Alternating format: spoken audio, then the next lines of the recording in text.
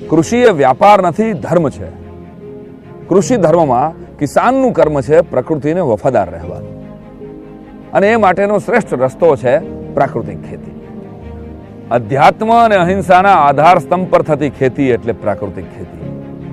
જીવો અને જીવવાદોના સિદ્ધાંત પર રચાયેલી અને કુદરતના સૂરમાં સૂર મેળવીને થતી ખેતી એટલે પ્રાકૃતિક ખેતી. રાસાયણિક ખેતીએ જીવનના શ્વાસ રૂંધ્યા છે, તેમાં પ્રાણ ફૂંકવાનો એકમાત્ર રસ્તો એટલે પ્રાકૃતિક ખેતી. દેશી ગાય, ખેડ, છોડની દિશા, પિયત વ્યવસ્થા, સહયોગી પાક, મલ્ચિંગ, સૂક્ષ્મ પર્યાવરણ, ગુરુત્વાકર્ષણ, દેશી અળસિયાની સક્રિયતા, કેશાકર્ષણ, ભવંડર અને દેશી બિયારણ, આ છે પ્રાકૃતિક ખેતીની ગીતાના 12 અધ્યાય. ખેડૂત ઉત્પાદનની અવઢવમાં હોય ને ત્યારે તેની હતાશા કુરુક્ષેત્રના અર્જુન જેવી હોય છે.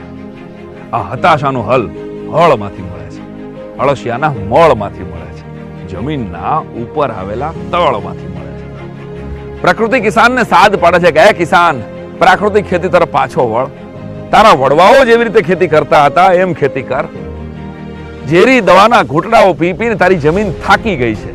તું કેમ ભૂલી જાય છે કે આ જમીનની અંદર કરોડો સૂક્ષ્મ જીવો વસે છે? તારા ખેતરના એ કરોડો સૂક્ષ્મ જીવો થકી ક્યાંક ને ક્યાંક તારો પરિવાર નભે છે. એક ખેડૂતના રેશન કાર્ડમાં ભલે 2 કે 4 નામ હોય, પરંતુ આ કરોડો સૂક્ષ્મ જીવાણુઓ ખેડૂતનો સાચો પરિવાર છે. અને એ દરેકને જીવાડવા એ કિસાનનો ધર્મ છે. કિસાનનો ધર્મ પોષણનો છે, શોષણનો નહીં. ધરતીનું શોષણ કર્યા વગર તેમાંથી પોષણ મેળવતા થઈશું ત્યારે જ ધરતી માતા રાજી થશે. બાકી જો આમને આમ ચાલ્યું તો હજારો ભૂકંપ, સુનામીઓ, દુષ્કાળ, અતિવૃષ્ટિ કે લાભારસ માટે આપણે સૌએ તૈયાર રહેવાનું છે. સંતાનને જ્યારે પણ ડર લાગે ત્યારે માના ખોળે જાય છે, કારણ કે માનો ખોળો તેને અભય પદ આપે છે. અને આપણે તો કેવા નસીબદાર, જન્મદાતા ઉપરાંત આપણને બીજી 2 માતા ઈશ્વરે ભેટ આપી, એક ધરતી માતા અને બીજી ગાય માતા.